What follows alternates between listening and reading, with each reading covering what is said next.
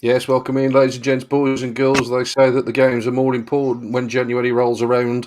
And if that is the case, then why not have a couple of podcasts a week, as we will go 2 pods a week for the rest of the NFL season. This is, of course, the Full 10 Yards podcast. Hey, we're rolling. We got all game long. Stay tuned, man. We got something special for y'all today. You're listening to the Full 10 Yards podcast. To the 10, right to the 5, Scotty in for the score. Touchdown! Yeah, back for the second time this week. Back for the second time tonight, you lucky devils, if you were watching along for the Full 10 Yards quiz about an hour or so ago. And you will see, for those of you watching along, I'm joined by Tim, Adam and David. Welcome all into the podcast. Tim, good evening, mate. How are you? I think of all the people that are on this pod, I beat everyone in the quiz, so I can still show my face here. Adam, evening, mate. How are you doing, buddy? I'm good, thank you. Yeah, I was cooking and eating during the quiz stuff just then, so I would have beaten Tim, but I was a bit busy. I had to give our exalted leader the top prize there. Very generous of you, mate. Very generous.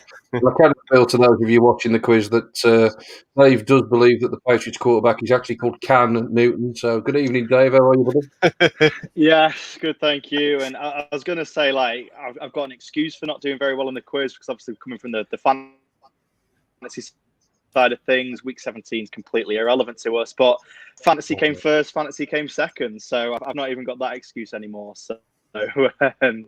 We'll put it down to spelling mistakes as the reason that I didn't win. Yeah, the fancy boys certainly did you proud, mate. They certainly did do you proud.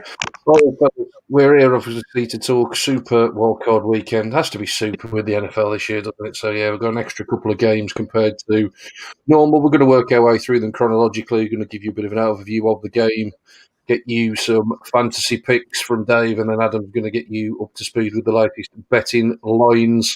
Let's work through them chronologically, fellas. It seems about as sensible an order as any. So let's start off with the early game on Saturday evening. Kicks off around about 6 o'clock UK time, 6:05 or something like that to be precise. And I am, of course, talking about the Colts travelling to the Bills. Tim, probably the hottest team in the NFL right now, the Bills, so a tough one here for the Colts.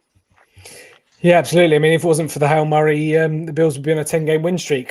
Josh Allen playing at MVP level to even be in consideration, considering the performances Aaron Rodgers has been putting up, and at points Russell Wilson and Patrick Mahomes obviously have fallen towards the final hurdles. But considering that he's still in the betting at this point and people are still considering him for that award, just shows you how much he has come on since his third year. Obviously, you look at his first year, his rookie year, you look at his second year, and look at this year, the trajectory is just pointing straight high up as it can be, and it's going to be great if he can continue that into year 4. But the reason he's done that is because of adding to that offense and Stephon Diggs. He's really been the key to unlocking that passing game. But I think kudos to Sean McDermott and Brian Daboll, who's been getting some head coaching interviews. Just what they've done with Josh Allen has been great, because everyone was bashing him, everyone was belittling him. Even on this podcast, we were saying that he could overthrow the moon.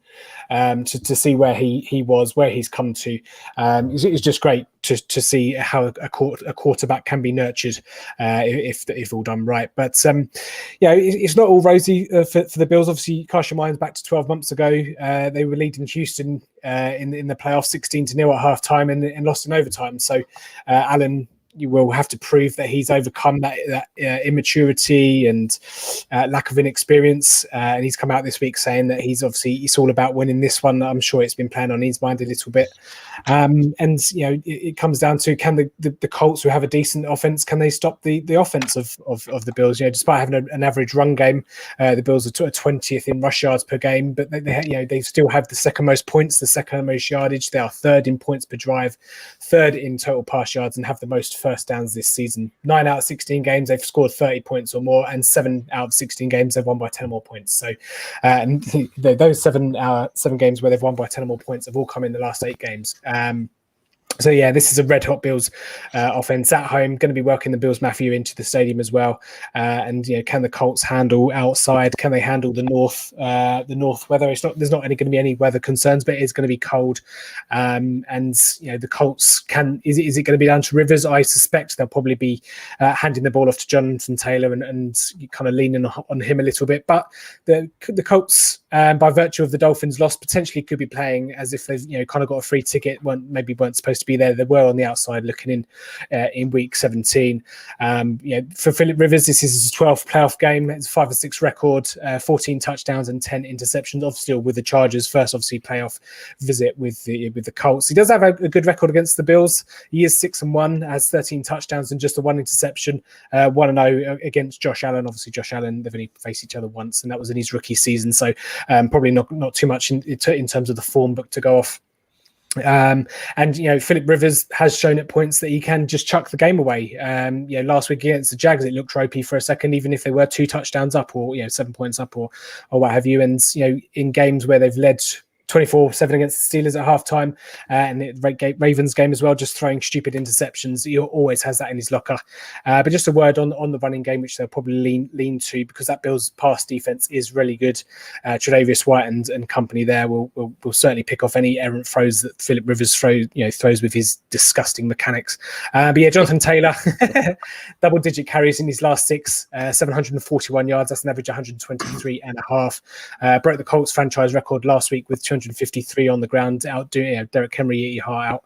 Nyheim Hines has been complimenting quite nicely. He's had 152 touches this season, Nyheim Hines, which is quite nearly 10 a game, which is quite higher than maybe some would have thought. But 862 yards, 7 total touchdowns as well is a great compliment. And if they do go to the run game, if they have to, because the Bills are stretching out to a lead, they've got T.Y. Hilton, who's had a late season resurgence. They've got Pascal Pittman and the tight ends have all dipped in at various points during the season. So they'll probably have to go some shortish stuff, maybe some yards after the catch. But because they have so many weapons that they've integrated into the offense throughout the season, it possibly could nullify the Bills' secondary a little bit, because it's not all, it's not like they've got a wide receiver 1 that will be shadowed by Tre'Davious White. They can dink and dunk it all off. So that's what the Colts will be looking to do. It should be a good game to kick us all off on Saturday. Yeah, I'm kind of glad it's the opening one, because like you say, I think it's one of the more intriguing ones. That defence for the Colts has played well, and it's going to have to play as well as it has done all season to sort of hang with the Bills in this one, you would feel. Tim's mentioned a few players there, Dave, in terms of the likes of Jonathan Taylor. Obviously, all eyes will be on Josh Allen and his receiving core. But from a fantasy perspective, obviously, talking daily fantasy, give us a few players that you think we should be having our eyes on in this one. Yeah, definitely. And if we're looking at the showdown for this game, then your captain, and it's unsurprising, we've already discussed that he's in the conversation for MVP, the most expensive guy that you can have as your captain, and this one is Josh Allen at $19,200. And even though he is the most expensive, he is the guy that I am captaining in this one, because he's got Stephon Diggs. The relationship that they've been able to build up this season is phenomenal. And yeah, you mentioned, Tim, earlier about Josh Allen overthrowing the moon, but he's got somebody to run with that ball and catch the ball, especially with some of the speedy guys that he's got there as well. So if he's not getting it done on the air, then he's getting it done with his legs as well. He has got that ability, and Singletary and Moss, no one knows what's going on there. From fantasy all season, we've been saying that the best red zone running back for the Bills is Josh Allen himself. So Josh Allen, I think he's got to be the captain in this one, and he will find a way. It's interesting to see DeForest Buckner questionable for this one. I think that could have a big impact on Josh Allen's game. So certainly one to watch out for headed into that one. The next best guy that I like in this one, again, Tim, you've already mentioned him, but it's Jonathan Taylor. And from fantasy, I've been flying his flag all season, and I bought him around that week 10 mark when people were calling him a bust, but he had a favourable matchup. He built up some steam, and he's closed out the season really, really strongly. And it's January. It's cold. They're going to upstate New York. They're going to want to run the football, because they're not going to want to rely on Philip Rivers too much in this one. So Jonathan Taylor, I think, is in for a great game. He's available if you want to captain him at $16,500. But there's a couple of great lower options in there as well. So I'm looking at maybe a couple of the Bills pass catchers. Isaiah McKenzie had a decent weekend last weekend, so he's a little bit touchdown dependent in this one. But if you want to put him into your lineup, he's $3,000 there, and that's where I like both kickers in this game actually. Rodrigo Blankenship and Tyler Bass, they're around the $5,000 mark. Both have had decent games. Tyler Bass, he's been kicking some really long ones in this one, so I think he could put up a few points. Not that I'd really. Well, kickers matter. Yeah, stick kickers in your DFS lineups. Go for it. I saw an interesting stat that the Rodrigo Blankenship's distance when he's been kicking from 50 or 45 or something. He's not been actually been the greatest. I don't think his reach is that great. His accuracy has obviously been spot on. But I was listening to another podcast earlier today, and they were saying that Rodrigo Blankenship, obviously from nearer distances, has been fine. But yeah, maybe obviously in cold weather as well, might even shorten the distance that he can kick from. But I would certainly be taking Tyler Bass over Mr. Specsavers. Yeah, he's a little bit more expensive. Tyler Bass is coming out at $5,400 and Blankenship $5,100. So again, it's what you can afford into your lineup. But I do prefer Bass over Blankenship, like you say that, Tim. But yeah, a couple of good receiving options down there. Colts tight ends. If you'd have asked me at the start of the season, then we'd have liked Mo Ali Cox maybe, but that's a bit of a minefield. So I'm not really liking too many of them. But I'll get onto Naheem Hines a bit later from a DFS perspective. Okay, mate, we'll circle back to you a little bit later on. Adam, in terms of people wanting to make a few pounds and pence, what's the betting looking like for this one on a Thursday evening as we are now? Yep, obviously you can see on the screen now, or if you're watching the stream. If not, the Buffalo Bills are 6.5 point favourites. They are 1-3 on the money line, so probably not worth putting in there. The Colts are 12-5 on the money line, and the total's 51. Regards to the season, the Colts are 8-8 against the spread. The Bills 10-6. Unsurprisingly, as Tim mentioned, given the fact they've won the last 8 games by 10 points more, they've covered the last 8 in a row. They have a plus 126 point margin on the season. The Colts are 8-9. Is that good? That's pretty good. Yeah, that's pretty good. But in fairness, the Colts are plus 89. So it's not like they haven't been putting up points. The Colts have scored 24 plus in the last 8 games.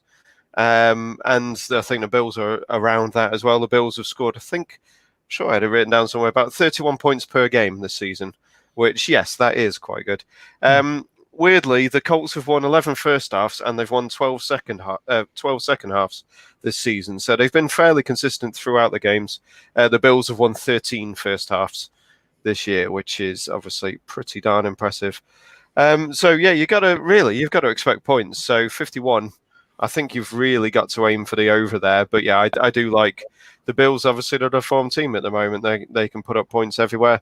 They're fairly decent on both sides of the ball, on defense and offense. Stephon Diggs leads the league in receptions and receiving yards this year. And yeah, Josh Allen spreads the ball around. Obviously, Diggs hasn't scored a huge amount, but he just finds a way. And obviously, Allen can either rush them in or use his tight ends, as he likes to do in the short yardage areas. So yeah, I think should be a heck of a game. I'm very happy they've started with an AFC game because, frankly, the AFC games are far better on paper than the NFC this weekend. So, yeah, I'm looking forward to this one. Yeah, it should be a belter. Your best bet on the screen at the minute, you obviously fancy the Bills in this one because your best bet is actually the Bills minus 6.5, so you fancy them to cover that spread as well, mate, yeah? Yeah, definitely.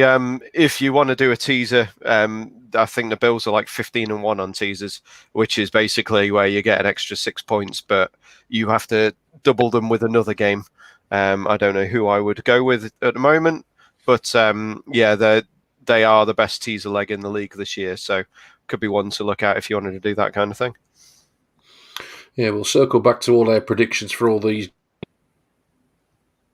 games once we've gone through. There you go, a bit of a preview of what's to come in the early matchups, some fancy players, and obviously your betting lines, getting you right up to speed from all angles. Let's move on then, fellas. Next game on the schedule is the Rams and the Seahawks. Obviously a divisional battle we're used to seeing this game on a semi-regular basis. We talked about this on our pod on Monday night, Tim, didn't we? The NFC West threatened to be one of the best divisions in football, and I think the injuries to the San Francisco 49ers put a real dampener on it, because I think they probably proved towards the back end of the season, when they got players back, more often than not they were certainly very competitive, obviously pulled out a few wins in their own right. But the Rams certainly a team that are trending in the wrong direction. The Seahawks, however, on the back of a very quiet 4-game win streak, mate. So take us through your views on this one.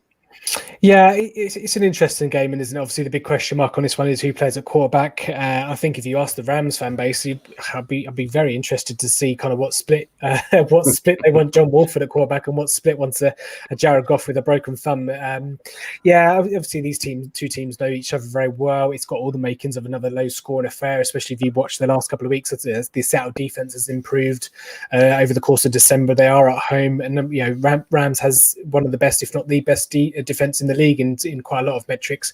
2 matchups they've had this season, they're one and one each. Rams won week 10, Seattle won week 16, so just 2 weeks ago, obviously at CenturyLink Field. Seattle actually 7-1 at home this season as well, so they can get it done without the 12th man in the stadium, it seems, as well.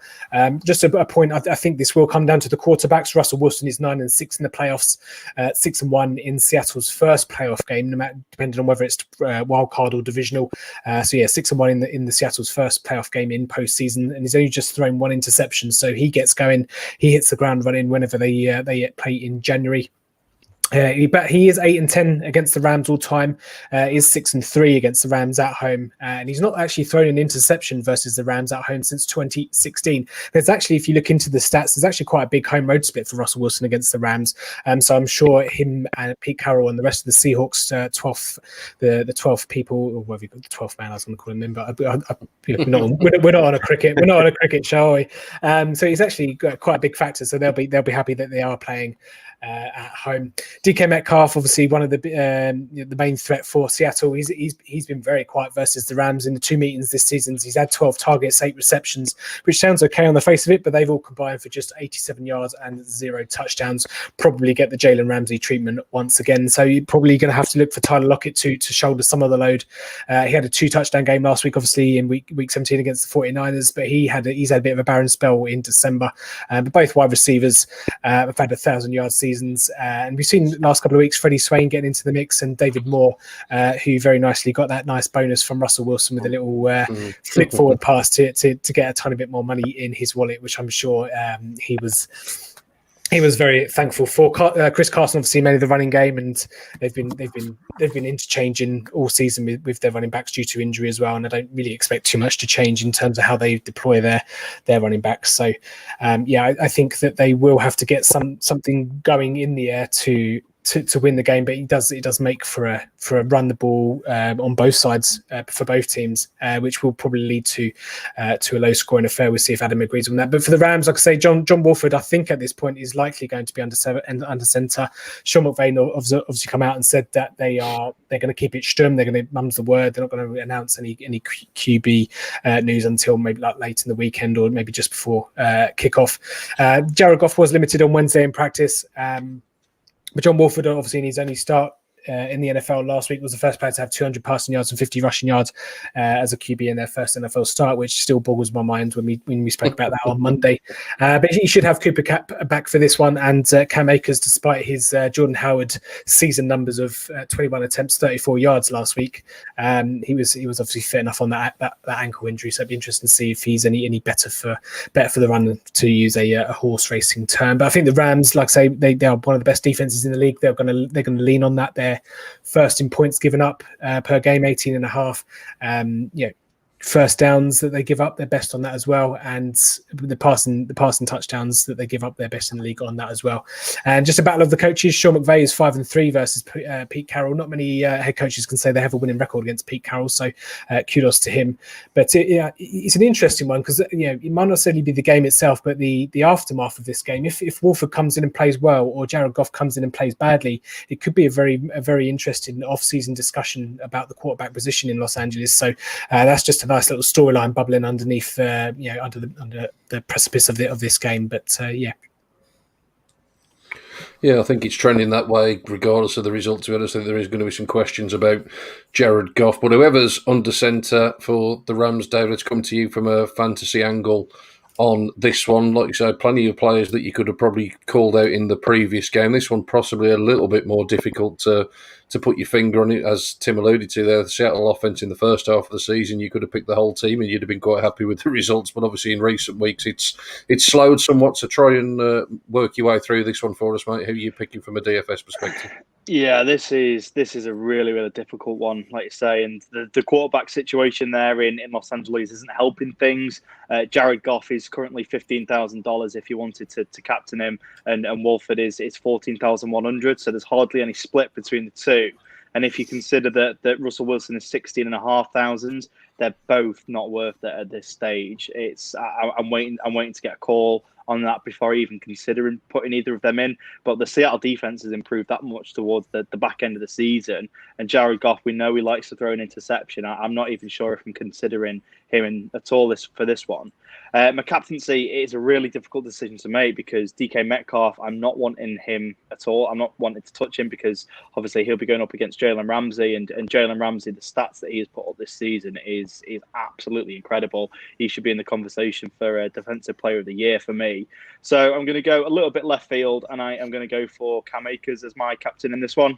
He's $12,900 if you want to go there, because I think the Rams are going to have to run the ball if they want to win this game. And it's been a bit of a minefield, that backfield this season. But Akers, I know you mentioned last week, Tim, he didn't have the best stat line there, but another week removed from that ankle injury. We've seen him put up some big numbers with that amount of carries that he's had previously in the season. So I am gonna go for Cam Akers as my captain in this one, which means I need to look at my next best. Seattle secondary has improved greatly over this season. I'm not liking Robert Woods, so I'm going to go with Cooper Kupp with this one. He's currently $7,800. He loves the reception, Cooper Kupp, and I think whichever quarterback will be thrown to him will want to target him the ball quite a few times, and he'll be a nice play, obviously, in this PPR format. And my value, Tim, you're reading my mind, Tim. It's David Moore. He's $1,800 currently. 6 touchdowns on the season for David Moore, so he could easily get a touchdown in this one, especially with Jalen Ramsey blanketing DK Metcalf.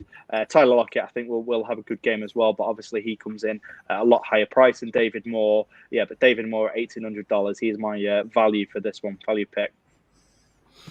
Sounds good to me, mate. You mentioned David Moore. Adam, I'm going to flip to you and see if you can find us a tiny bit of money to win on this one. But just to quote Tim there, a tiny bit of money. I believe David Moore got an extra $100,000. I mean, if that's a tiny bit of money, fellas, we need to renegotiate for next season.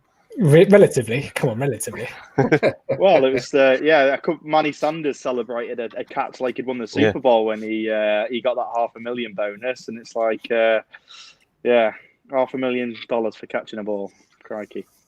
Not a bad world, is it, mate? Not a bad world at all. But Adam, let's get to the betting. I'm sure we're not going to be winning hundreds of thousands unless we're feeling really brave, so take us through it, mate. Well, obviously, David Moore won me a £1,400 a couple of years back when he caught 2 passes. So, he's good at earning a little bit of extra money for people. It's still probably my best win ever. Seattle are the 3.5-point favourites, obviously, at home. 42.5 points is the total. As Tim alluded to, it's probably going to be a low-scoring game. The Rams are 4-12 to the under this season. The Seahawks 7-9. Over the last 6 games of the season, the Rams have only gone over 24 points once, and the Seahawks have only gone over 26 points once.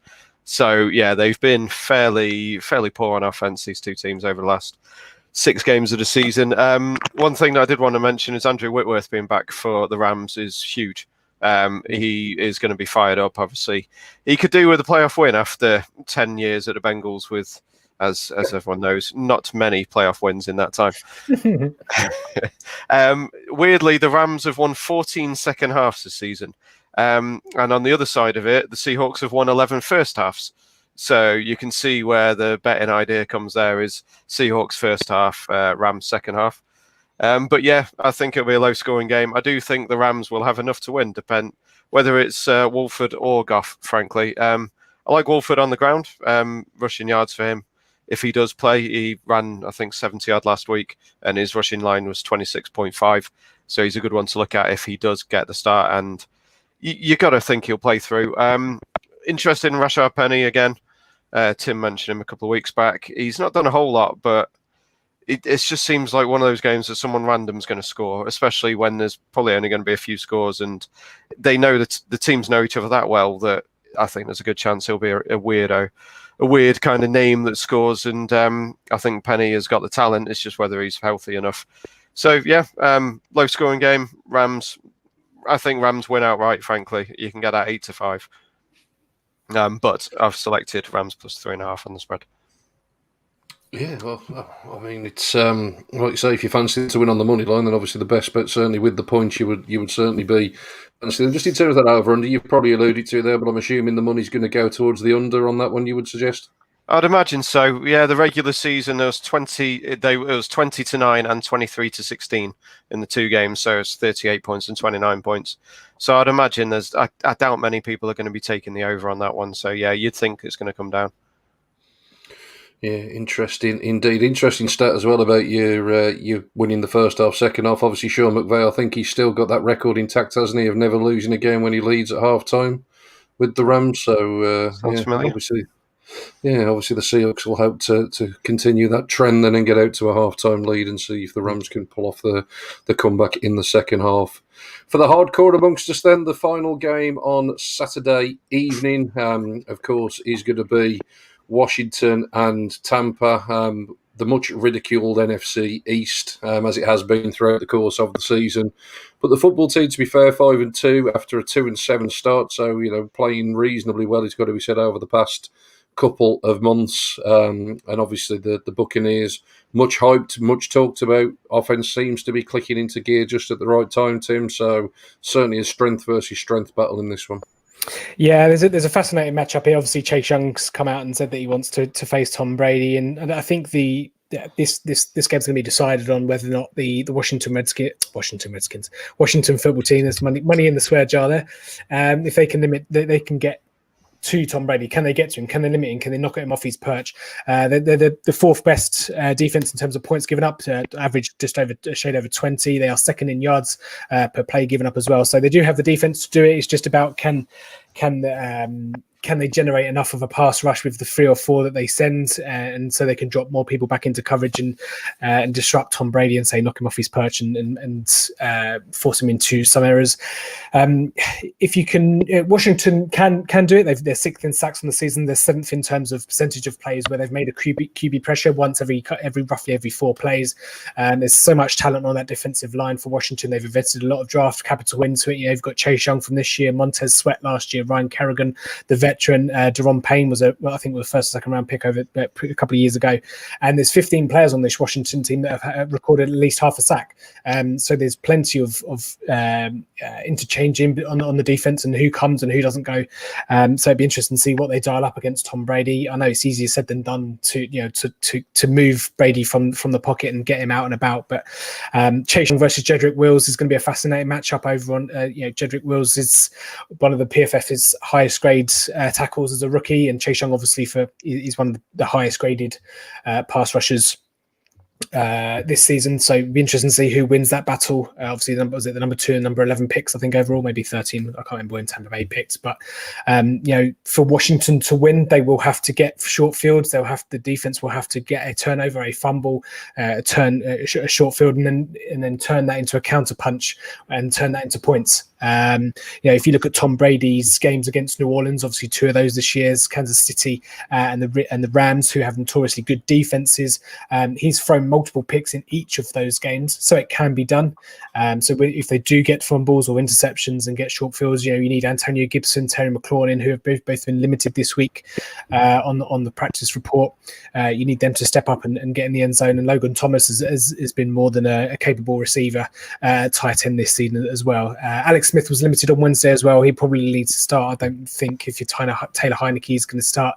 I just can't see Washington putting up enough points. But this Washington defense will need to limit Tampa Bay to 21. I think is the maximum that they could probably give up before Washington. You think that's probably insurmountable for Washington, but for Tampa Bay, Funnily enough, they probably just need to run the ball in this game. The Tampa Bay, the Washington's run defense can be got at. Yes, they are good at pass rushes. Yes, they don't give up much yardage through the air. But if you run on them, you can get a bit of success.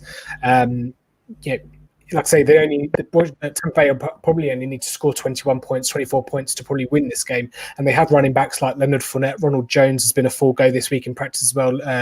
Keyshawn Vaughn, LaShawn McCoy has been in and out of the team this season. So I think it's the battle of actually doing what is going to win the game, which is run the ball against the temptation to pass it. Bruce Arians is a vertical vertical offense. He loves throwing the ball downfield. Tom Brady has been a lot made of his accuracy on deep balls. He's been okay in December so far on that front.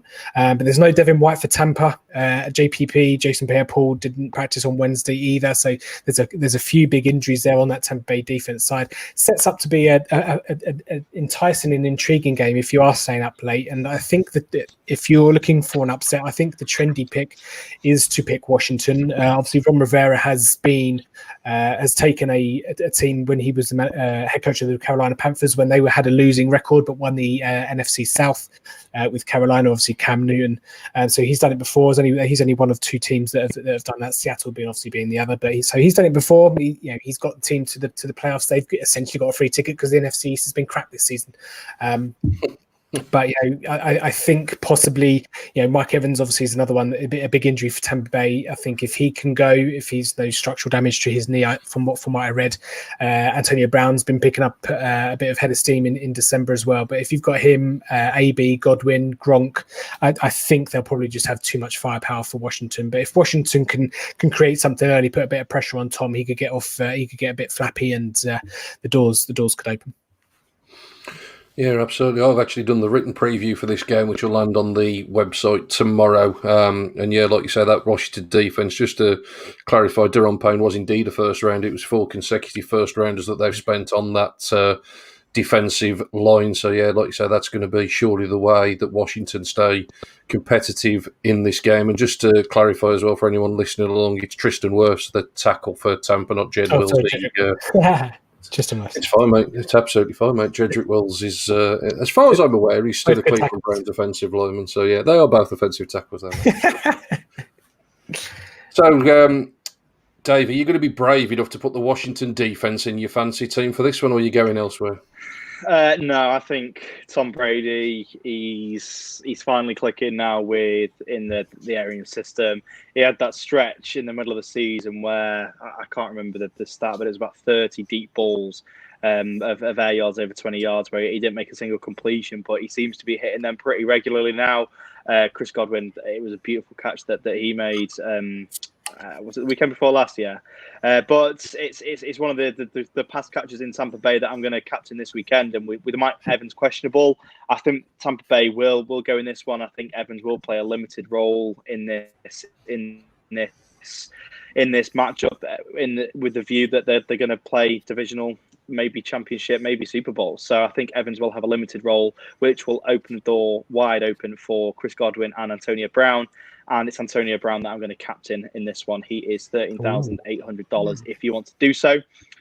13 targets, 11 receptions last time out. He's had 4 touchdowns in his last 3 games, and he's just starting to get going, AB. So I really, really like him in this one. Washington, yeah, they've got a decent defense, but as you mentioned, Tim, the firepower that Tampa Bay have got, and with Tom Brady playing the way that he is at the moment, I just think it'll be far too much, and AB will come to play in this one. And we've got to remember that AB very, very recently there wasn't much argument to say he was the best wide receiver in the league, and he had games off. And I know there's off-field questions that we'll be asking and whether he's going to be training, but this guy spent time living with Tom Brady, so that chemistry is going to be there, and I see that continuing into the playoffs. Somebody else that I want in my team is Logan Thomas, and that is on the condition that Alex Smith does go in this one. The quarterback situation in Washington, as we know, is pretty murky. Dwayne Haskins now has left. Heineke is actually $9,000 in this one, so it's not really clear as to who's going to be. It's a bigger split than it is between Wolford and Goff, but Alex Smith is $13,500 going into this one. But Logan Thomas, tight end across the middle, $9,900 if you want to captain him in this one, which I'm not going to do, but $6,600 if you just want to put him in your lineup.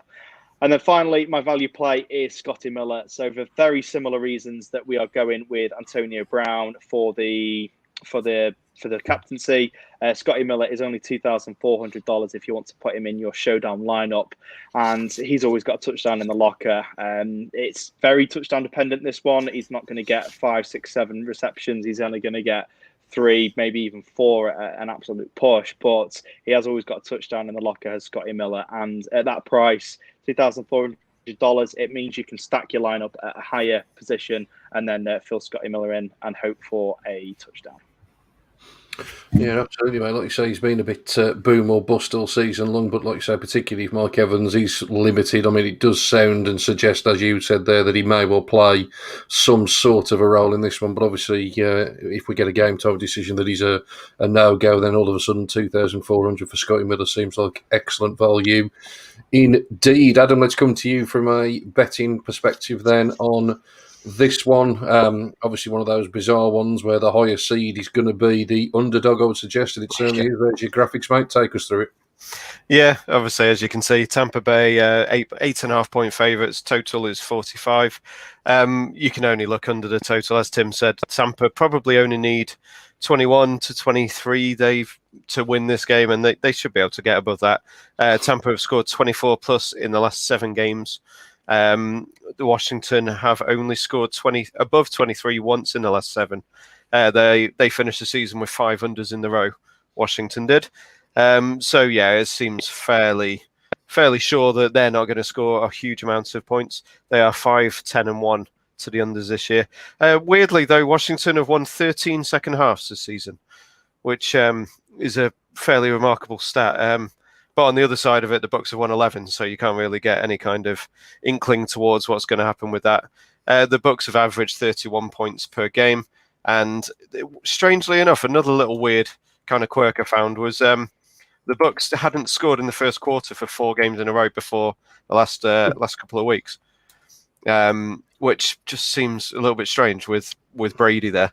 But obviously they kind of bounced back, and yeah, the last 2 weeks, 47 and 44 points is just it's just going to be far too much for Washington, frankly. So the worry is that they put up a lot of points and Washington can't stop them. But I prefer the under just because Washington clearly do have a very good defense, and Brady in prime time, as has been alluded to, has been terrible this year, frankly. So I wouldn't be surprised if he struggles a little, but it's playoff Brady. So it is going to be an intriguing one. It won't be one I'm staying up for, but Tim's right. It's going to be very interesting rather than exciting, I think, for a betting point of view. It could, I mean, yeah, Washington defense against Tampa offense is going to be the thing to watch. But yeah, I'm hoping for under 45 points. I saw a stat somewhere that this is Brady's first away game in the wildcard round in his career. That's impressive. Yeah, it's probably not too much of a surprise where you think where he's come from, but as you say, for the length of a career and all the playoff appearances he's had, it's still quite remarkable to find that. One that might be interesting, I don't know whether Adam potentially can find it whilst we are recording.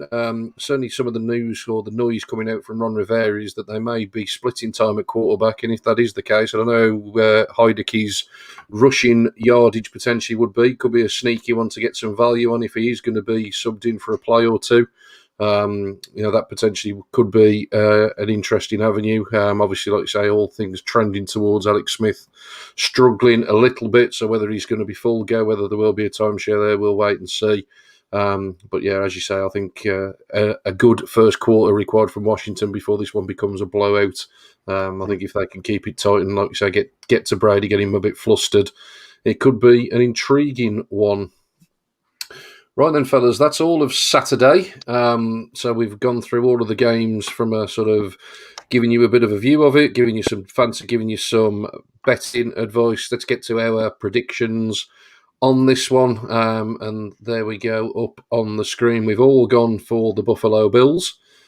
Clean sweep there. I think everyone probably in agreement just in terms of how hot the Bills are at the minute. I don't think that's anything negative against the Colts as such. I just think they're just running into the wrong team at the wrong time.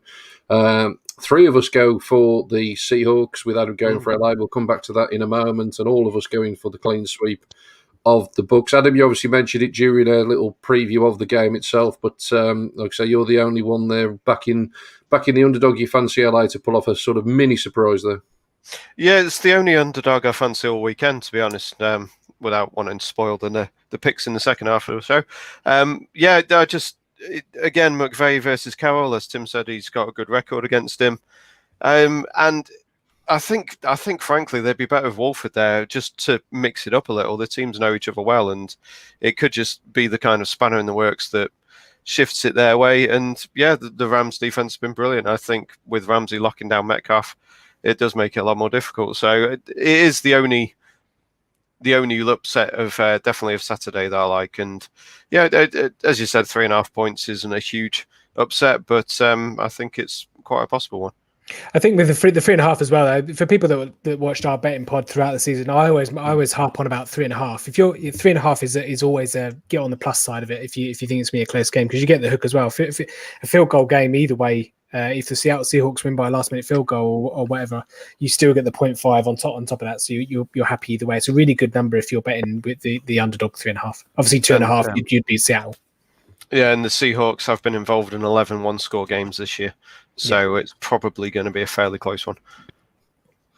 Certainly could be. I think we're all quite happy with the TV schedule there as well. From a UK perspective, I think the best game is the early one. That's probably the one that most of us are looking forward to watching. Probably going to be the one with the most points, we would probably think. But obviously, once we've done all of that on Saturday, quick few hours kip back up, and we go again on Sunday. 3 more on the slate, and we open up with a game that could be full of rushing yardage, to say the least. We are, of course, talking Ravens and Titans, Lamar Jackson and co against King Derrick Henry. So, Tim, is the ball going to spend any time in the air in this one? Yeah, probably not. No, it's an interesting game. Obviously, this is a repeat in last season. Maybe a bit of role reversal, to be honest as well. Obviously, Tennessee went into Baltimore and shut them down pretty quickly, didn't they? And Henry running all over them. But obviously, the roles, reversing in this one. Baltimore picking up the head of the steam probably at the right time. Been on fire the last couple of weeks. They led the league in point differential. Won their last 5. Obviously, battered the Bengals last week. Essentially was a bye week, wasn't it?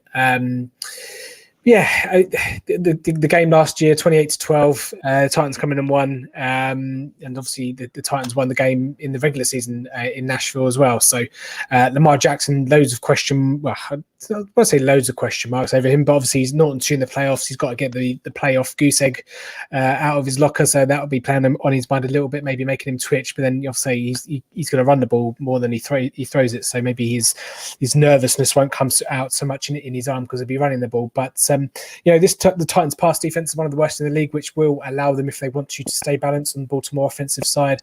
If I was John Harbaugh, I'm not for 1 minute thinking I'm a head coach, but is it a case where you use the pass to set up the run? It does go against their mantra, and like I say, they put up over 400 rushing yards last week against the Bengals. It's quite striking that Baltimore are the league worst in terms of pass yards per game at 171, but they have 191 average rush yards per game, which is obviously best in the league, obviously aided by last week's production. But if you're the Titans, you're Mike Vrabel and Ryan Tannehill, you're kind of saying the same formula required, please. It's get a lead, keep the lead and run it down Baltimore's throats. Baltimore aren't a team to come from behind. Derrick Henry's just run for over 2,000 yards. I don't think he's ready to give up, or his tires aren't going to burst anytime soon. But Tannehill himself blossoming into a fine quarterback. 33 touchdowns on the season, plus 7 rushing touchdowns as well. How many times have we seen Lawrence's favourite play where he tucks it and runs on the Henry fake to the left tackle? But 5 of those rushing touchdowns actually come in the last 3 games. They'll probably need to be creative in how they go against the Baltimore rush defense.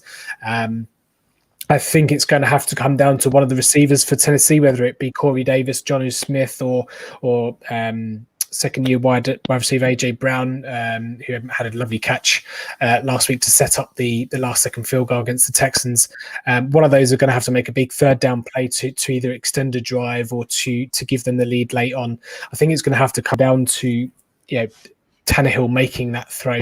I don't think they can rely maybe on the run game. I think Baltimore have stuffed up the run game a little bit from previous matchups. But I think with Tennessee as well, I think they'll probably need to get a break early on in terms of the defense. So whether that be an interception, a fumble, or a turnover, just to kind of give them 1 or 2 drives where they've got a short field where they can, like probably like Washington, just counter punch a little bit to allow them to establish that lead, to allow them to manage the clock with Derrick Henry and whoever else, Jeremy Nichols and Darrington Evans. They've been putting back there for little bits as well. So I think that it's and again of the 3 matchups, I'm glad that this is the first one up. It's going to be a fascinating matchup, and just be interesting to see. Obviously, Ravens out for a bit of revenge against the Tennessee Titans, and Lamar Jackson out to silence some critics. So it's going to be a fascinating game.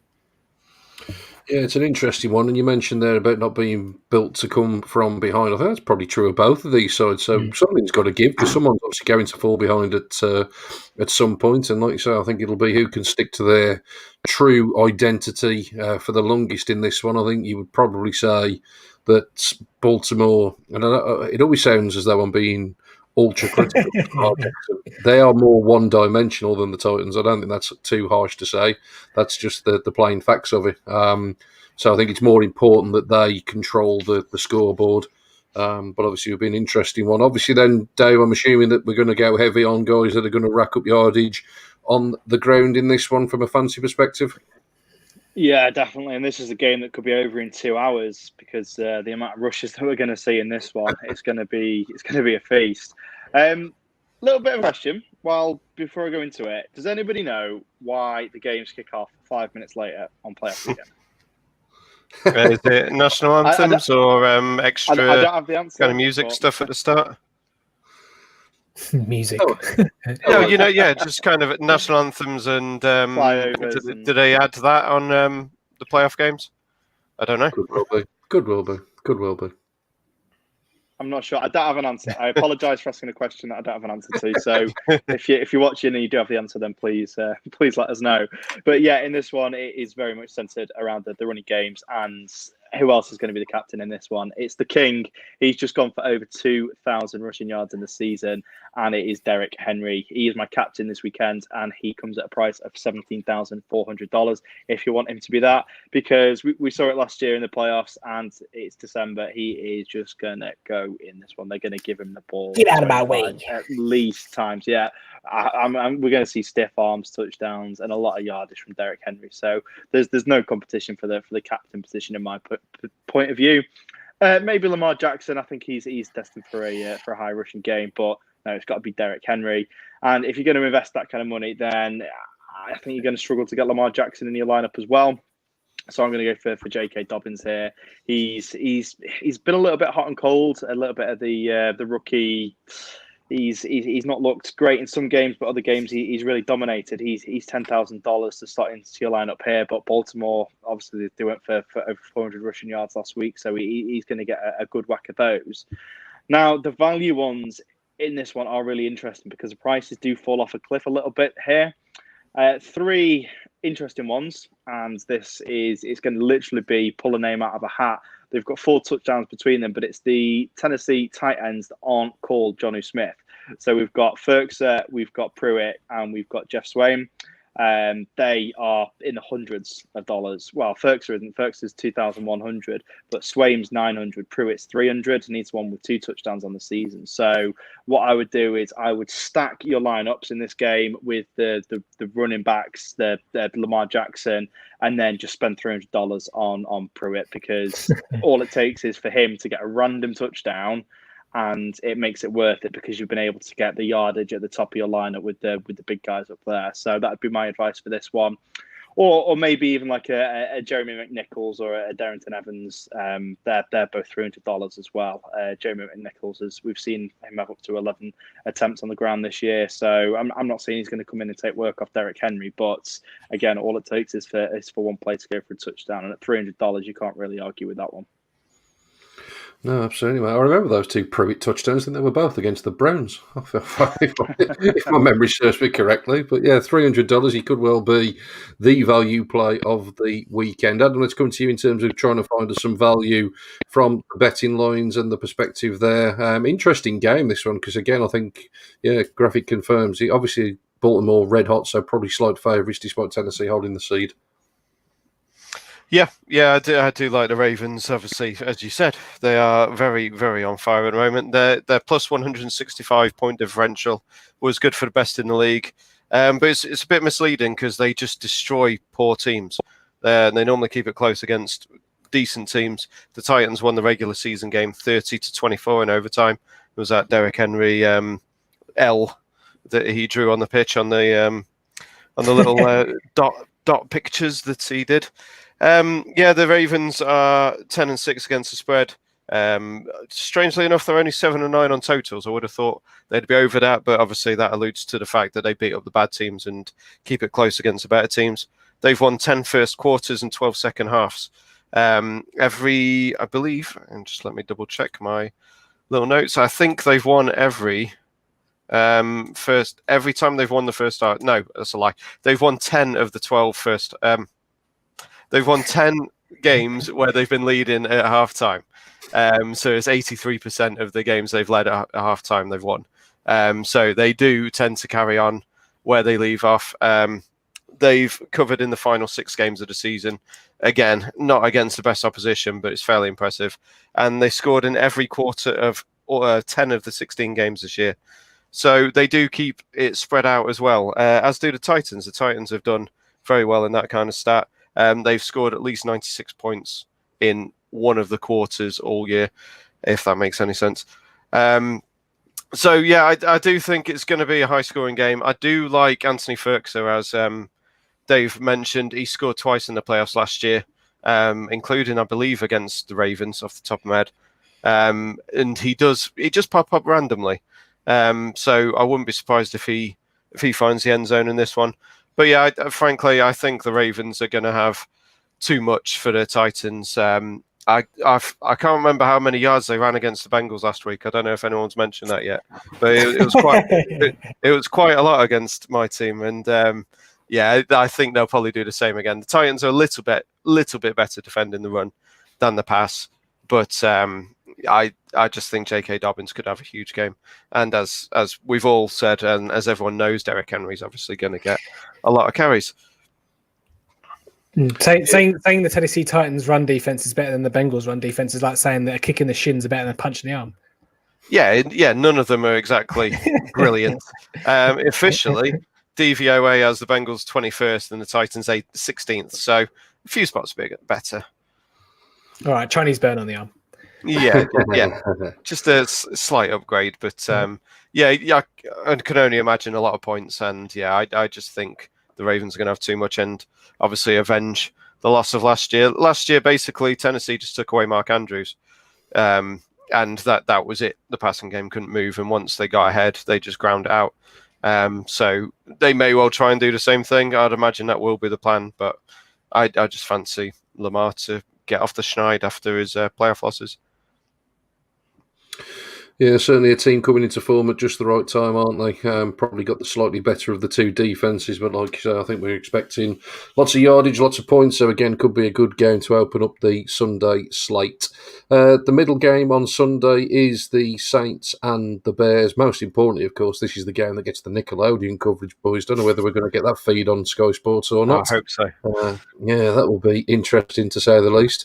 Just before I'll flip it over to you, Tim, Dave, you'll be glad to know that of everybody watching us, nobody has come back and told us why the games kick off late. So if you're watching this on the regular audio podcast version, drop us a tweet and let us know why the games kick off 5 minutes late for the playoffs, so we can put that to bed ready for next week. But Tim, this one... I need to sleep. It's keeping me up at night, so please. Tim, this one kicking off 9:35, I think, if we've got that right, on Sunday. Certainly the middle game of the Sunday evening slate. Probably, dare I say it, the one from the most neutral's perspective that seems to be the most obvious and one-sided of them all, but maybe not. Maybe the Bears cause an upset here. What do you think? I mean, it's probably not as slam dunk as probably everyone looks on paper, and I say we'll come to the bet with Adam shortly. But the Saints have history of choking a little bit. Obviously, sometimes the referees have interjected and decided that they're not going to progress any further in the playoffs. But you cast your minds back to 2010, 2011 playoffs. They played the Seahawks in the regular season and won, and then they travelled to Seattle in the playoffs, and then that was Beastquake year, and they lost as 10 10-point favourites. They're 10-point favourites here again. Sorry to steal your thunder, Adam, but these two teams played in the regular season. The Saints won in overtime due to Will Lutz's overtime field goal. That both teams had possession in that game. That was back in week 8. I think there's two differences in this game though. For one, the Chicago quarterback is different. We've got Mitch Trubisky, with Nick Foles back in week 8.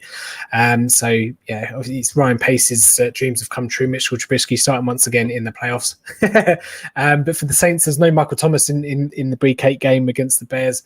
He's been battling to obviously injury, and he's come off. It was a high ankle sprain. He's come. I think he's come off IR now, but he's seen limited practice this week. Obviously, they rested him for a couple of weeks once they clinched pretty much the playoff berth. So.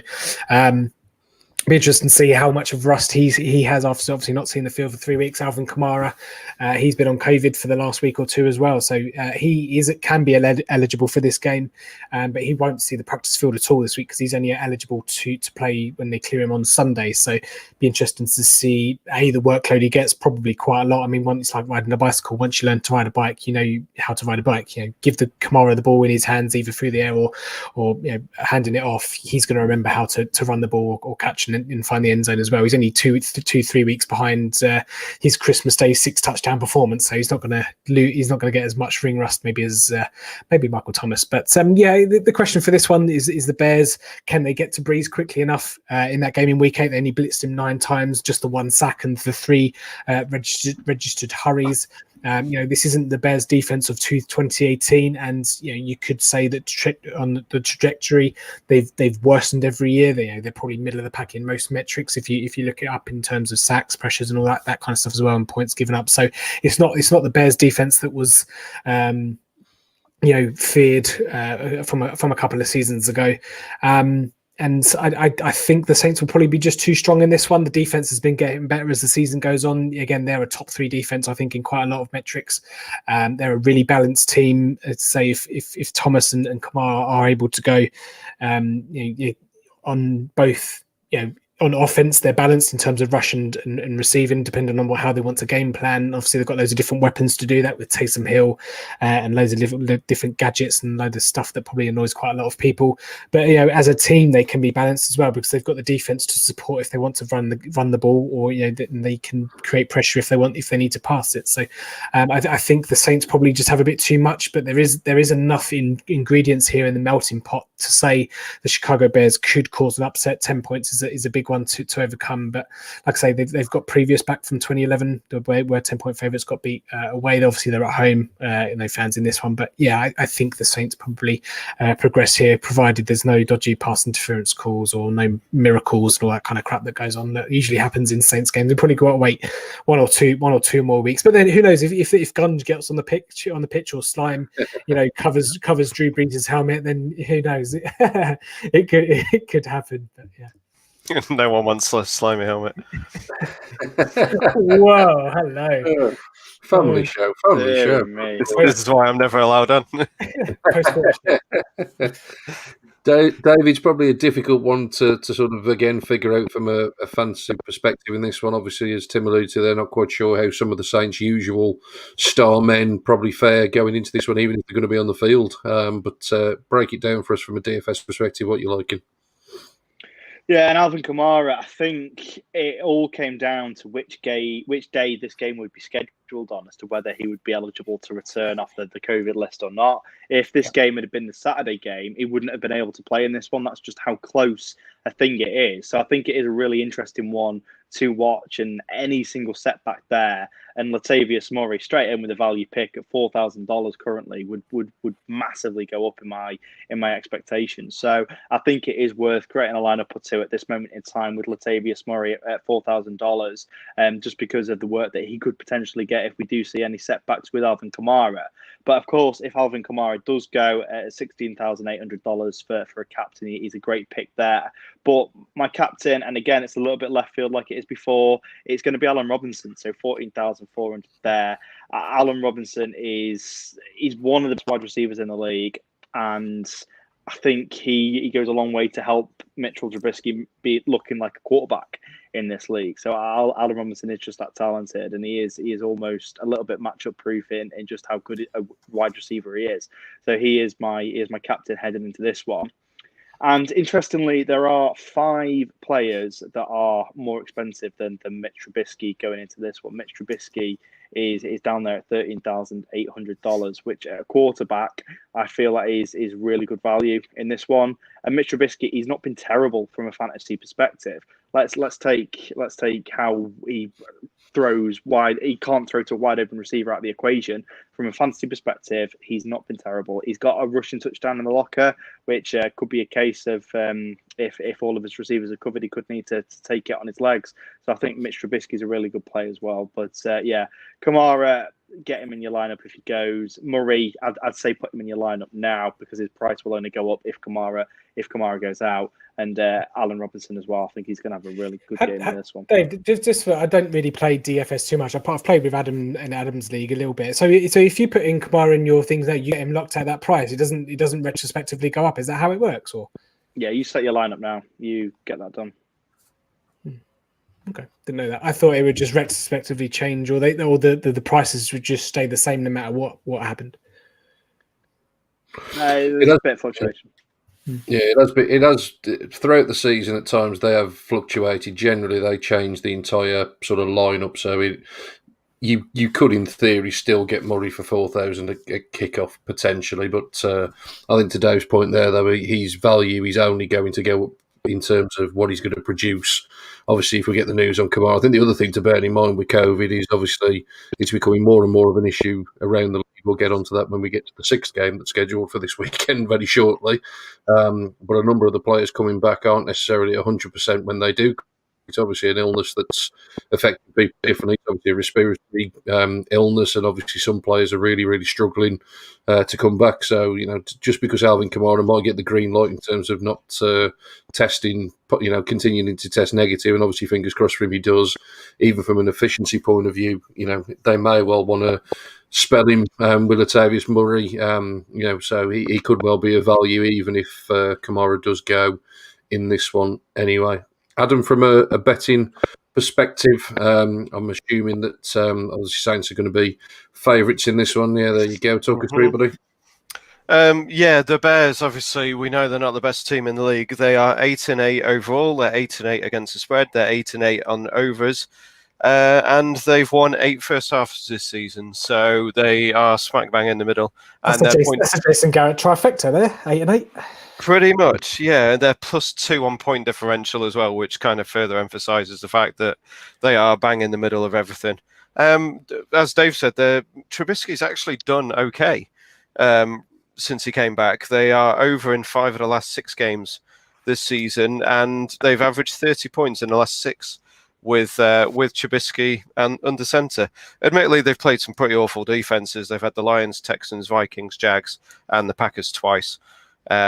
So it's not entirely them being brilliant, but they've been doing it. So fair play to them. From the Saints side of the ball, the Saints have scored at least 21 points in every game this season. They've won 11 first half, 11 second halves. So again, they're fairly even. They've scored 30 points per game, and they're 7-1-1 against the spread in the last 9. So they've been covering very, very frequently over the last few. They've actually covered 9 of 9 and 7 this year. So they've obviously been doing above expectation, which is what you'd expect from the Saints, frankly, because they're a very well coached and well run team. So yeah, I think it's.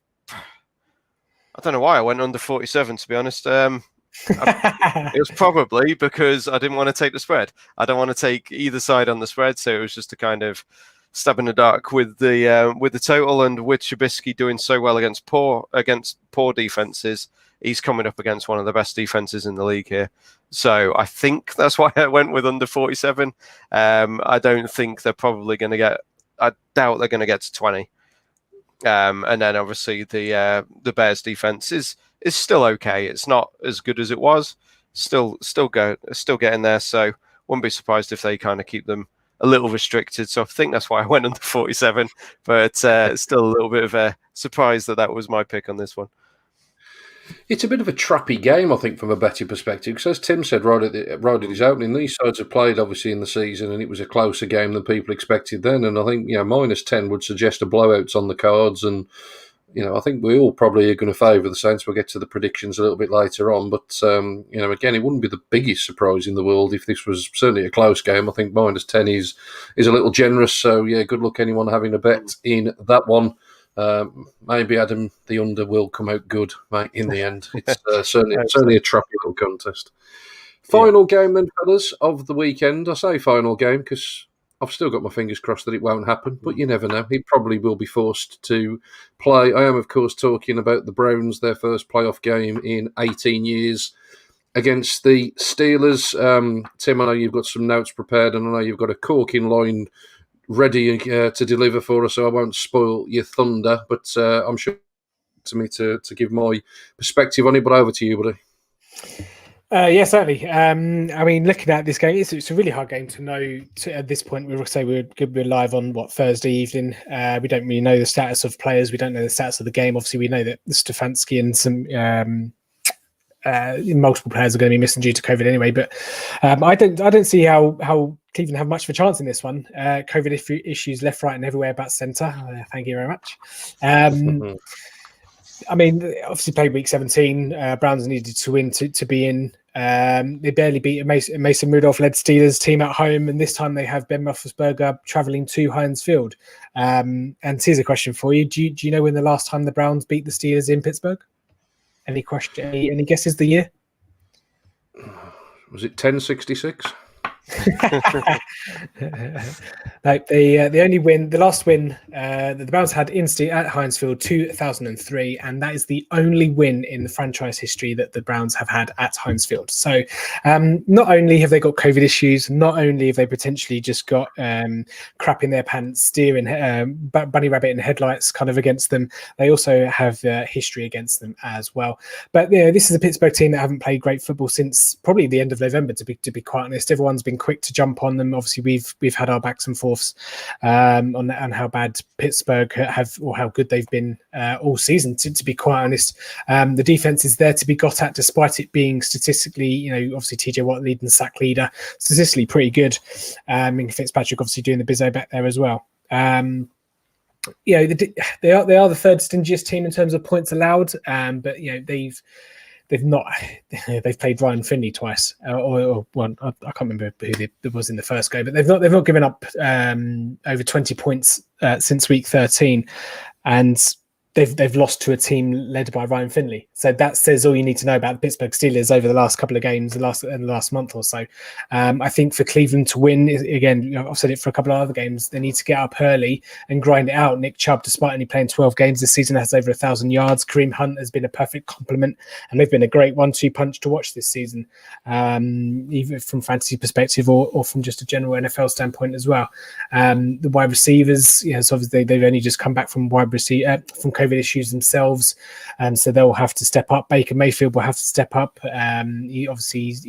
He's had critics all of his career, essentially, ever since his dip in performance after his rookie season. And then for Pittsburgh, you kind of just have to spread it around. You've got three wide receivers there that have combined for 25 touchdowns. Chase Claypool and Juju Smith-Schuster with 9, Jonte Johnson with 7, even James Washington has got 5. So they've not got much production out of the run game. James Conner and Benny Snell, Anthony McFarlane, whoever, Jalen Samuels, whoever they've put in that backfield has not garnered much production on the ground. So you can get at Cleveland's pass defense, so they've got the weapons to do it. Big Ben has not been as successful in his deep bombs as he used to be. He's not getting any younger, but I think the game plan will probably be slightly defense led. I think they'll be able to stifle Cleveland no matter what shape or form they come in, and I think it's probably going to be a low-scoring game, personally, considering all the furore in the game. Steelers have only put up 30 points or more twice this year. They've been messed around all season with COVID, bye weeks, and all that kind of stuff as well. So if the game goes ahead, I can see a low-scoring game, but I just can't see scenarios where Cleveland win it. There's too much against them. But I hope for your sake, Shaun, obviously they do. It's nice to see Cleveland Browns in the playoffs for the first time obviously since you've started supporting them. So I wish you guys all the best. Yeah, thanks, mate. It is a shame. All joking aside, it is a real shame that it's obviously happened at the time that it has. I think, of all the players we're talking some significant players as well in terms of the likes of Joel Batonio, who's been a rock on the defensive line. He's going, he's a Pro Bowl left guard. He's been phenomenal all season long. Denzel Ward, obviously the top corner. There is a chance he could be activated. It's a similar situation now to Alvin Kamara. I think the earliest he can be activated is Sunday morning. And let's face it, fellas, it's Thursday. More news today that Ronnie Harrison, the starting safety, has now gone on the list. And unfortunately, and this is where it could become a problem, apparently that is likely to have come from within the building in terms of the same strain being passed from player to player. So it will be interesting. I'm really not sure of what the solution is and what the league can do, if anything, to be completely honest. I mean, to be honest, every time my phone goes off with a notification now, my only hope is that it's not number 6, and that's basically about where I am right now. The head coach is the biggest loss. Whatever the players are going to come and go, the head coach has been phenomenal all season. And again, the league is just so stupid with some of the rules. I mean, why the guy can't work remotely and be in communication with the team is just beyond me, but apparently it's a no-go because of league rules about outside contact. Just honestly. Anyway, I'm sure that come Sunday night, Monday morning at 1:15, when Nick Chubb's running for 50 yards and the Browns are up 7-0, that'll all go out the window and I'll get all excited for a brief moment. Dave, tell me that you're captaining Nick Chubb surely in this one. Like you've read my mind, Shaun. Yeah, absolutely. Nick Chubb. He missed the first game against Pittsburgh this year, but second time around, which of course was only last week, we saw him rush the ball 14 times, 108 yards, and a touchdown there as well. So Nick Chubb, he's not going to see really that PPR upside here, but of course, the Pittsburgh Steelers defense has been renowned this season as stuffing the run and really limiting running backs. But Nick Chubb had a great day last week, and I expect him to have a similar day this week. So with the tight ends that they got there, the offensive line, I expect the Cleveland game the game plan will be to go in and run the ball. And like you said, I don't want to tread on Adam's toes here, but a low scoring affair that is going to concentrate on the run in this one and just try and do everything that they can to stop the Pittsburgh pass. That being said, as you've mentioned, a couple of players out on the defense there, so I am liking Deontay Johnson in my lineup as well. I will say with the showdowns on DraftKings, the prices for the showdowns aren't published yet. I think that's because technically it's the next day or what, I'm not quite sure. But the other 5 games, that the prices are out for the showdowns, and we've got prices if you're setting a lineup for the whole contests. So I am assuming that the prices will match up. But yeah, Nick Chubb captain, Deontay Johnson, I want him in there as well.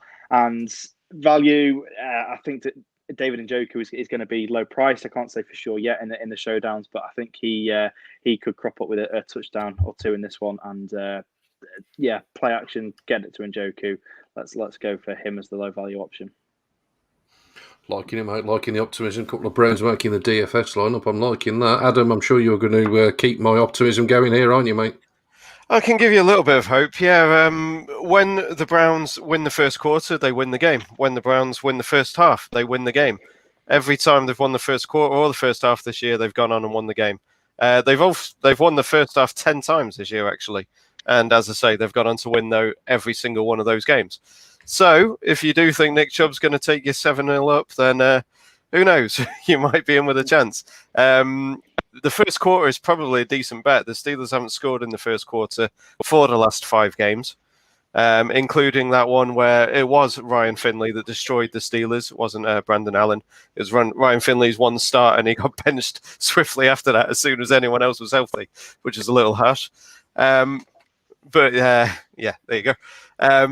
But yeah, obviously the Steelers were, I think they were 4.5-point favourites before the COVID news.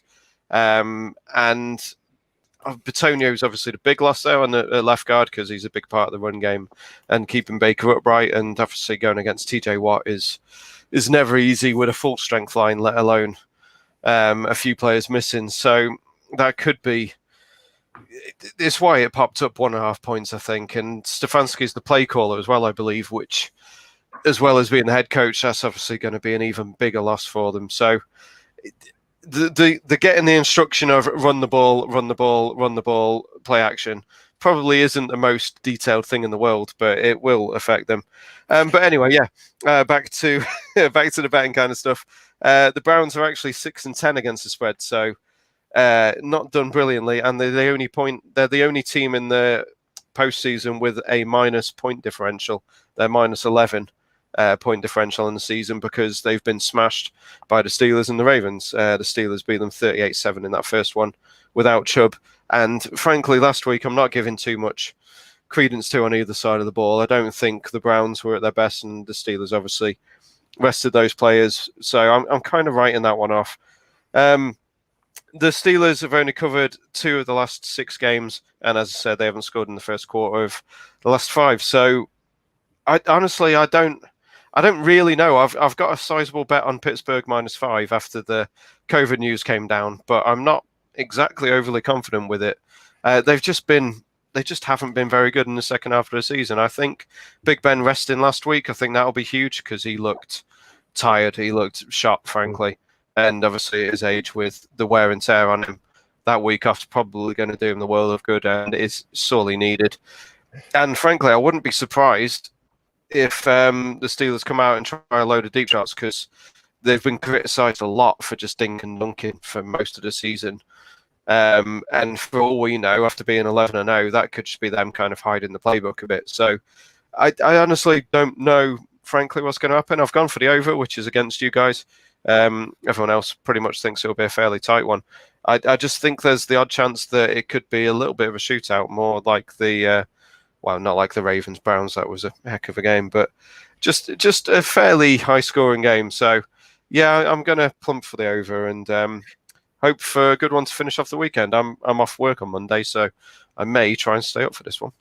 Adam, just your thoughts on, obviously it was 4.5 at the start of the week, and obviously the news everything came down to see kind of what happened, and after the dust had settled, I was gobsmacked that this became -6. I was expecting double digits. You've like I say, you've got your play caller, your head coach is not on the sideline and can't do absolutely anything. You've got potentially at least I can't remember the player that Shaun said was out. Was it Batalingo? Did you say was out? Bitonio and Hodge are out.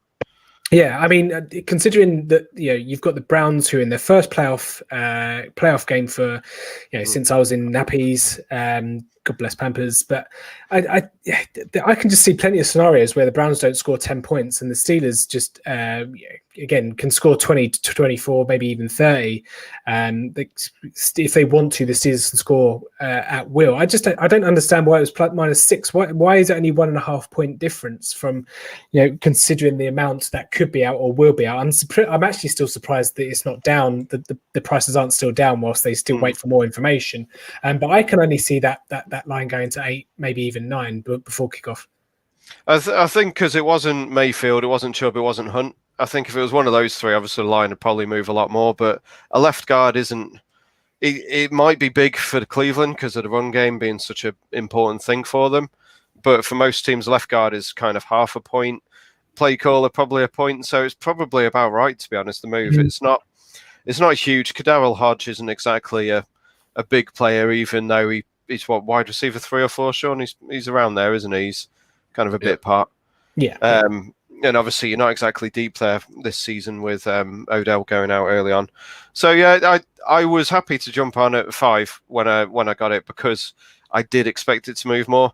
And the Browns haven't dealt with this COVID thing. It's been going on for a month or so now, kind of closing down every week with little bits. And it kind of, I mean, it sucks for the Browns, obviously, that it's happened now where a couple of their players are out, but it has been kind of building, and that might be why the league have been a little bit more strict with it and just kind of gone, no, tough. You've had bits over the last month, but yeah, it's a tough one. I can't really call this game.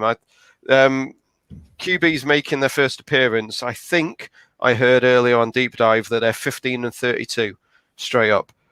So only winning a third of their games.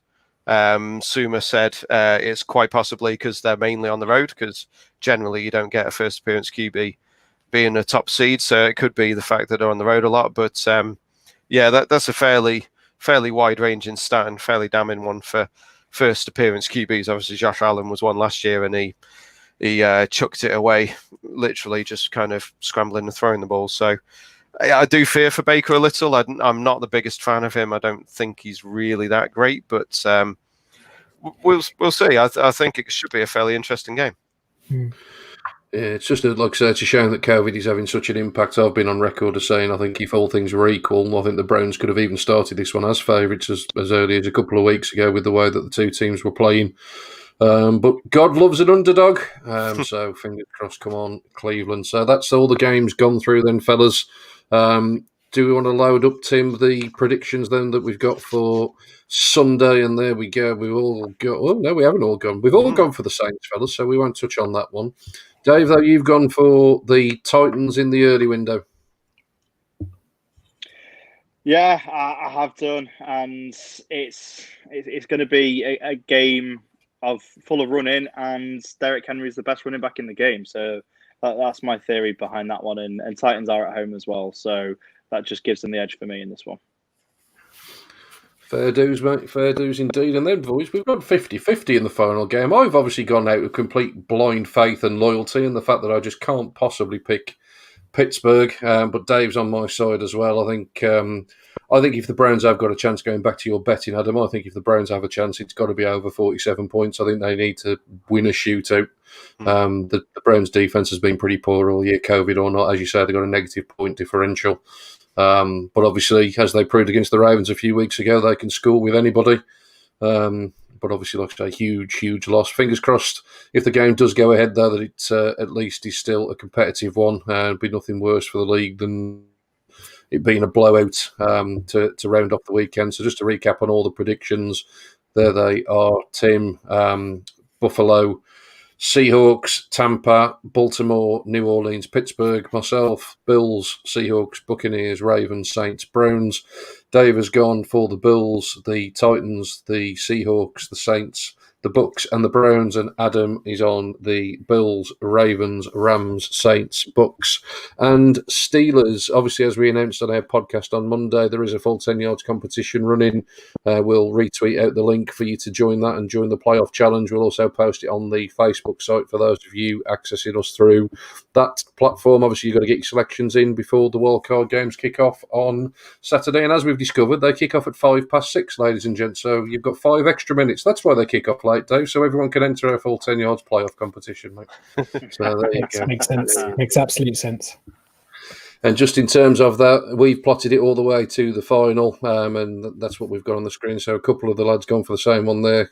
Kansas City to beat Green Bay for Tim and Dave. Kansas City to beat New Orleans for me. And Kansas City to beat Tampa Bay for Adam. So I think there's a familiar trend there, boys. I think... I think we all believe that the best team in football are still the champs, and obviously, as they say, to be the best, you've got to beat the best, haven't you? So someone's got to be able to prove that they can do it.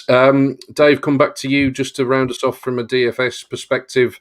You alluded right at the outset that you were going to look back to Isaiah McKenzie. You've obviously looked at each game individually, but in terms of the overall weekend slate, if somebody's playing a team to run across all 6 games, have you got a lineup to throw at us? Yeah, indeed. So we're switching now from the showdown to the classic. So it's going to the 9-man selection. So we'll start at the quarterback position. And again, I don't like spending too much money at the quarterback position because I think there's more value to be had from the other positions. So here I'm going to go for Phillip Rivers at $5,500. He is the 9th of the 12 quarterbacks playing this weekend. He is the 9th. Well, sorry, the starting quarterbacks that we assume are starting. He is the 9th most expensive, but he's got the 4th best matchup according to DraftKings. And I believe that the Colts will be chasing the game for a lot of this one, so we will need to throw the ball. He will have a pickup or two maybe in him, but I think Phillip Rivers will still get you around the 20-point mark easily. Running back 1, as we mentioned before, it will come as no surprise to know that this is Derrick Henry at $9,200. He is the most expensive running back there, but I do believe that he will produce the most value for you. So that's quite an easy one there. And what I do want to do is pair him up at the running back position with more of a receiving back. So we've got Nyheim Hines, Kareem Hunt, and J.D. Mckissack. They're all between the $4,700 and $4,900 range there. And I think Hunt is probably the best out of those. I think he has got a touchdown up the sleeve because he does get the most carries out of those guys. JD Mckissack, we've seen him have some fantastic PPR weeks, and Nyheim Hines has had a few receiving touchdowns as well. But they are a little bit more hit and miss, in my opinion, than Kareem Hunt. I think Kareem Hunt will be the best option of those three at $4,800. Then we scoot over to the wide receiver position, and Chris Godwin and Allen Robinson are the two guys that I'm starting in the two wide receiver positions there. So with Mike Evans questionable, as we mentioned before, that's why I'm picking Godwin at $7,000 in this one. He, like Antonio Brown, has had 4 touchdowns in the last 3 games, and I expect that to continue against the Washington football team this weekend. And Allen Robinson, a fun little trend here for Allen Robinson. In his last few weeks, his targets have gone 13-7, 13-5, 13-5, which means, of course, he's going to get 13 targets this weekend. There's not much science based in there, but I'm hoping that trend of 13 targets continues. And he's had a couple of 100-yard games in the last 4 games as well, which excites me for this one. And I'm pairing those two up against Cole Beasley. So Cole Beasley is $5,300, and he has been a rejuvenated player. Like, the stats that he's putting up this year compared to what he has been doing previously in his career is quite incredible. He is, however, questionable with a knee injury, so that is one to look out for headed into this one. Of course, I'm not going to be putting Cole Beasley into my lineup if he doesn't go, but a PPR machine, he's averaging 14.8 points per game this season. Eric Ibron is going to be my tight end. It's a good matchup for him, but he is very touchdown dependent on this one.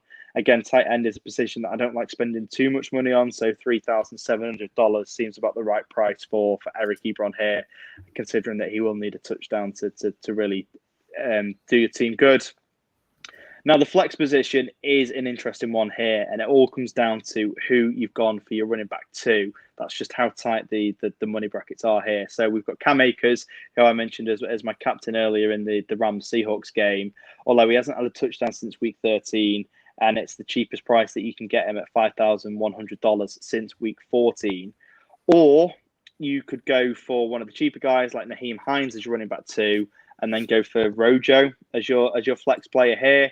Now, he has had a touchdown in 4 out of his last 5 games here. So it really comes down to which pairing you'd like there, but you can't afford all of them together. So what I would do is, what I tend to do is when I'm creating a DraftKings lineup is quarterback first, spend a little amount of money, stack up your running backs, wide receivers, and then I jump straight to DST. Again, DST, spend the least amount of money on whatsoever. So I'm going for the Browns in this one at $2,500. Big Ben, I don't think the Steelers, I'm going against the grain, but I don't think this is going to be a high-scoring game.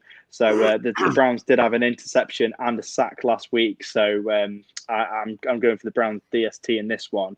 And then that gives you a better idea as to how much money you've got left to spend in the flex. And the way it worked out in this lineup, Akers, if we go for anyone, and then Rojo if we go for Hines only, and then run about 2 position. But yeah, I'm hoping that's going to make me some money this weekend. How much was Allen Robinson? Sorry, Dave.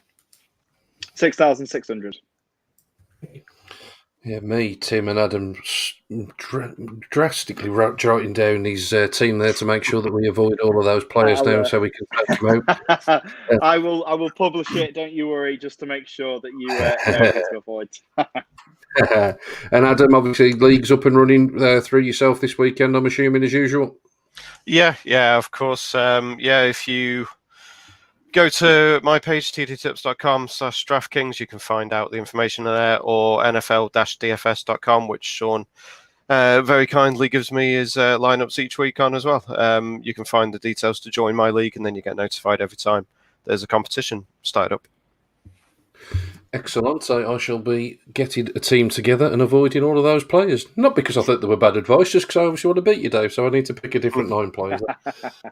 Right, fellas, it's been an absolute pleasure. Obviously, a great weekend of football to look forward to. Hopefully, we do get all 6 games Hopefully not just in the Cleveland-Pittsburgh game, but in all the other games there are no more off-the-field issues that are going to have an impact on them. We want the best players on the field in January. We want the best going against the best. And I think in general terms, looking at the playoff fields, I think we probably have got the 14 teams that deserve it over the course of the season. I know there's a question mark about Washington, but like I say, I think they've come on well at the back end of the season and certainly could be an intriguing matchup.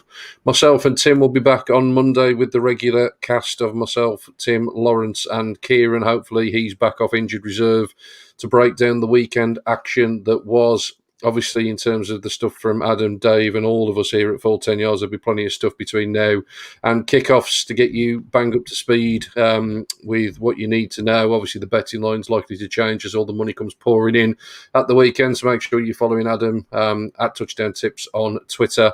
And obviously, make sure you're following all the boys here at Full 10 Yards, as we will be the place that you need to be for all things playoffs. There you go. David is the man when it comes to fantasy. Absolutely. Yeah, cheers, Nick. Thank you very much. Great season of content from all of us across the regular season. Like I say, much thanks to all of you that listen, watch, interact with us. We've seen some good numbers this year. We want to obviously keep continuing to grow, and our coverage will only get better and more in depth throughout the course of the playoffs. Your written article will be up tomorrow. If you'd rather read about it than listen to us, we'll get you covered in all ways, shapes and forms. Until Monday, when you'll see me and Tim again, and until next Thursday, in terms of us four on the screen, in the great words of Mr. Kevin Cadle, it is, of course, bye-bye for now. Bye-bye.